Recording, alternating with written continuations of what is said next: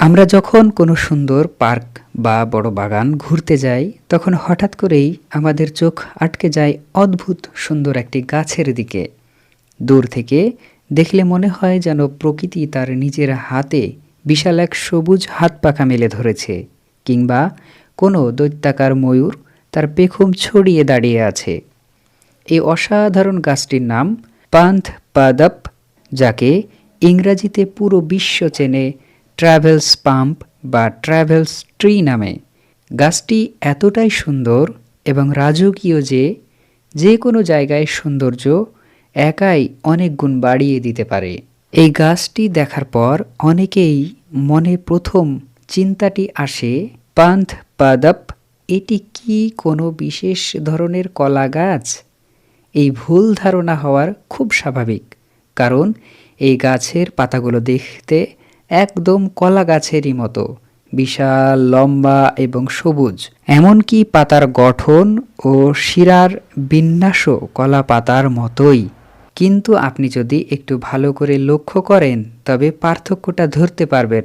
সাধারণ কলা গাছের পাতা কাণ্ডের চারপাশ জুড়ে এলোমেলোভাবে গোল হয়ে ছড়ানো থাকে, কিন্তু এই পাতাগুলো মোটেও সেরকম নয়।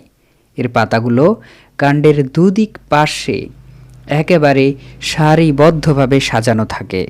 দেখে মনে হয় কেউ যেন জ্যামিতিক ম্যাপে পাতাগুলোকে এক সমতলে সাজিয়ে দিয়েছে, যা দেখতে অবিকল বিশাল এক হাত পাখার মতো লাগে। আর একটি বড় পার্থক্য হলো, কলা গাছ আমাদের সুস্বাদু কলা উপহার দেয়, কিন্তু এই গাছের খাওয়ার মতো কোনো কলা ধরে না। এটি মূলত তার পাতার সৌন্দর্যেরই জন্যই পরিচিত, ফলের জন্য নয়। এখন আমাদের মনে প্রশ্ন জাগতে পারে, এত সুন্দর গাছটির নাম পান্থ পাদাপ বা ভ্রমণকারী গাছ হলো, এর পেছনে রয়েছে ইতিহাস এক চমৎকার গল্প। পান্থ মানে হলো পথিক বা ভ্রমণকারী, আর পাদাপ মানে গাছ। বহু বছর আগে যখন যাতায়াতের জন্য গাড়ি ঘোড়া ছিল না, তখন মানুষ পায়ে হেঁটে মাইলের পর মাইল পথ পাড়ি দিত। মরুভূমি বা নির্জন বনের মধ্য দিয়ে যাওয়ার সময় পথিকেরা যখন তীব্র জল পিপাসা পেত, তখন এই গাছটিই তাদের প্রাণ বাঁচাত। এই গাছের পাতার গোড়া বা খলসটি এমনভাবে তৈরি যে বৃষ্টির জল সেখানে এসে জমা হয় এবং সহজে শোকায় না। কথিত আছে, তৃষ্ণার্ত ভ্রমণকারীরা এই খলস ছিদ্র করে বা বেঁকিয়ে সেখান থেকে জল পান করে তৃষ্ণা মেটাতেন। এছাড়াও এই গাছ সম্পর্কে আরও একটি দারুণ তথ্য প্রচলিত আছে।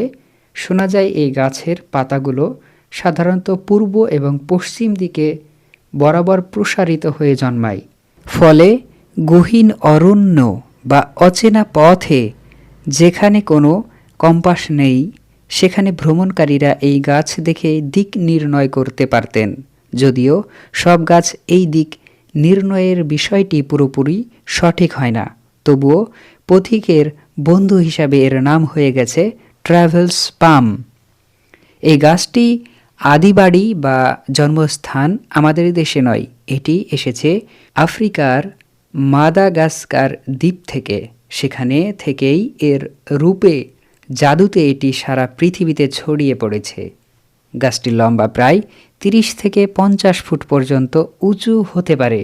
গাছটি যখন ছোট থাকে তখন এর কাণ্ড মাটির নিচে থেকেই শুধু পাতা দেখা যায়, কিন্তু বয়স বাড়ার সাথে সাথে এর শক্ত এবং ধূসর রঙের কাণ্ডটি মাটির উপরে উঠে আসে।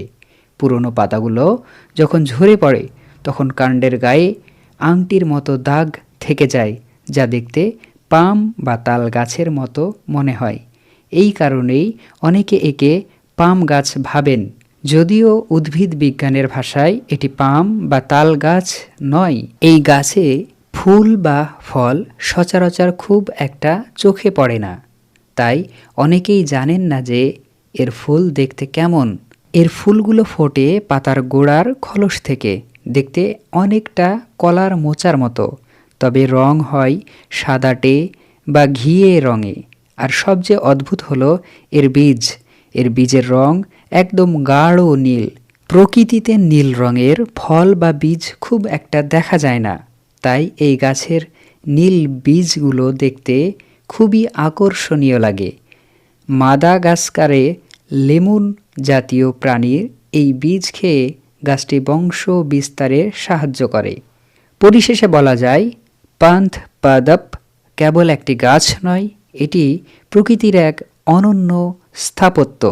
এর বিশাল ছড়ানো পাতা যেমন ছায়া দেয়, তেমন বাতাসের প্রবাহকে সুন্দরভাবে নিয়ন্ত্রিত করে পরিকাঠামোকে ঠান্ডা রাখে।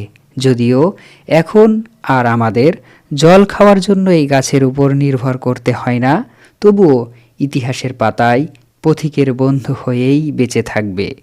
পার্কের শোভা বাড়াতে এবং আমাদের চোখ জোড়াতে এই গাছের জুড়ি মেলা ভার।